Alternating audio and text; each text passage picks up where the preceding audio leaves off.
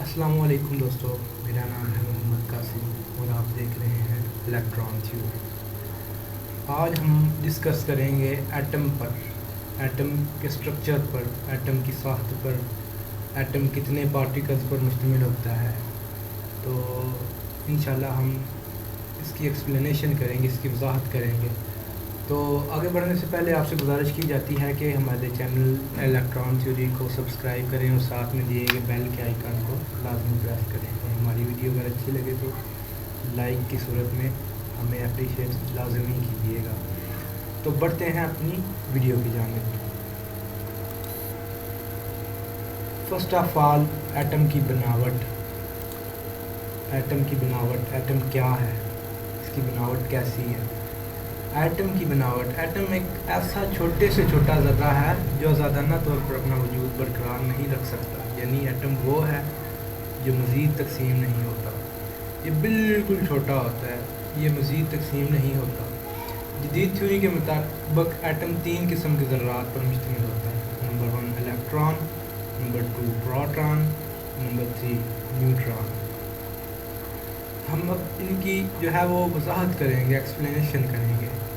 तो first of all आता है इलेक्ट्रॉन। ये न्यूक्लियस के गिर्द, न्यूक्लियस की कुव्वत के ज़ेरे असर महसूस मदार यानी ऑर्बिट्स में हरकत करते हैं। इन पर मनफी चार्ज होता है, यानी कि इन पर नेगेटिव चार्ज होता है। इनकी तादाद प्रोटॉन के बराबर होती है और ये प्रोटॉन से 1836 गुना हल्के होते हैं।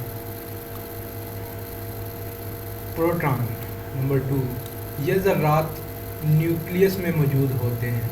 ये न्यूक्लियस के गिर्द मौजूद नहीं होते, ये न्यूक्लियस में मौजूद होते हैं। इन पर मुस्बत चार्ज होता है और इनकी तादाद भी इलेक्ट्रॉन्स के बराबर होती है और ये इलेक्ट्रॉन से 1836 गुना वज़नी होते हैं।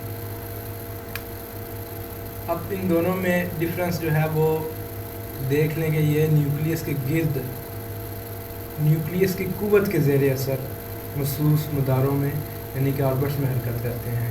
प्रोटॉन में आता है ये ज़र्रात न्यूक्लियस में मौजूद होते हैं। इलेक्ट्रॉन पर जो है वो मनफी चार्ज होता है और प्रोटॉन पर जो है वो मुस्बत चार्ज होता है।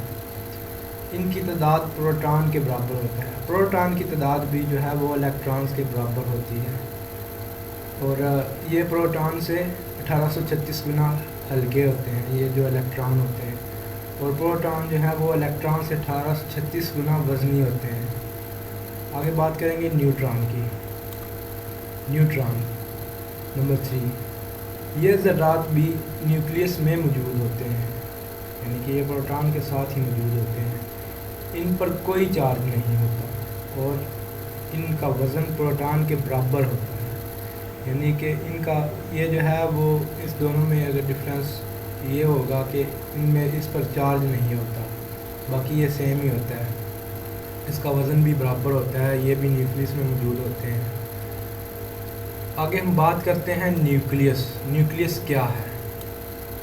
न्यूक्लियस एटम का मरकज़ी हिस्सा है जिसमें प्रोटॉन और न्यूट्रॉन मौजूद होते हैं और ये किसी सूरत भी हरकत नहीं कर सकते। न्यूक्लियस कहलाता है। न्यूक्लियस जो है वो एटम का मरकज़ी हिस्सा है जिसमें प्रोटॉन और न्यूट्रॉन मौजूद होते हैं और ये किसी सूरत भी हरकत नहीं कर सकते। न्यूक्लियस कहलाता है। इलेक्ट्रॉन शेल क्या है। न्यूक्लियस के गिर्द इलेक्ट्रॉन्स, यानी कि न्यूक्लियस के गिर्द, न्यूक्लियस में नहीं, न्यूक्लियस के गिर्द इलेक्ट्रॉन अपने महसूस मदारों में हरकत करते हैं। ये मदार एनर्जी लेवल में शेल कहलाते हैं। फिर मैं एक बार बोलता हूँ, न्यूक्लियस के गिर्द इलेक्ट्रॉन्स अपने महसूस मदारों यानी कि ऑर्बिट्स में हरकत करते होते हैं। ये मदार एनर्जी लेवल या शेल कहलाते हैं। आगे हम बात करेंगे वैलेंस इलेक्ट्रॉन की। वैलेंस इलेक्ट्रॉन क्या होता है। किसी एटम के बैरूनी मदार को वैलेंस शेल कहते हैं। किसी एटम के, जिस एटम का सबसे बाहर वाला जो मदार होता है, जो ऑर्बिट्स होता है, उस में जो है वो उस मदार को हम वैलेंस शेल कहते हैं और उसमें गर्दिश करने वाले इलेक्ट्रॉन्स को वैलेंस इलेक्ट्रॉन्स कहते हैं। آگے ہم بات کریں گے آزاد الیکٹرانز کی. آزاد الیکٹرانز کیا ہوتے ہیں؟ ایٹم کے بیرونی شیل میں موجود ایسے الیکٹرانز جن پر نیوکلس کا اثر بہت کم ہوتا ہے، یعنی کہ ان پر نیوکلس کی کشش کا اثر بہت کم ہوتا ہے، یعنی یہ نیوکلیس کے ساتھ نہایت ہی کمزور انداز میں جڑے ہوتے ہیں، اور ان کو ذرا سی توانائی فراہم کرنے پر یہ ایک اپنی خاص سمت میں بہنا شروع کر دیتے ہیں. ایسے الیکٹرانز کو آزاد الیکٹران یا فری الیکٹرانز کہتے ہیں. تو ادھر ایک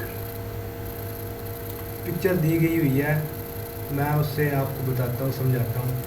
یہ پکچر دی گئی ہوئی ہے، ادھر جو ہے وہ یہ جو ہے وہ ایٹم ہے، ایٹم کے جس میں ہوتے ہیں وہ پروٹان ہوتے ہیں، نیوٹران ہوتے ہیں. یہ نیوکلس کے گرد موجود ہے، یہ نیوکلس کے اندر موجود ہے، نیوکلس کے اندر موجود ہے. اور یہ جو ہیں آپ کو جن پر پازیٹیو چارج نظر آ رہا ہے وہ ہیں پروٹان، اور جن پر کوئی چارج نظر نہیں آ رہا وہ ہے نیوٹران. اور یہ جو ہیں یہ ہوتے ہیں آربٹس، یہ جو ہوتے ہیں آربٹس.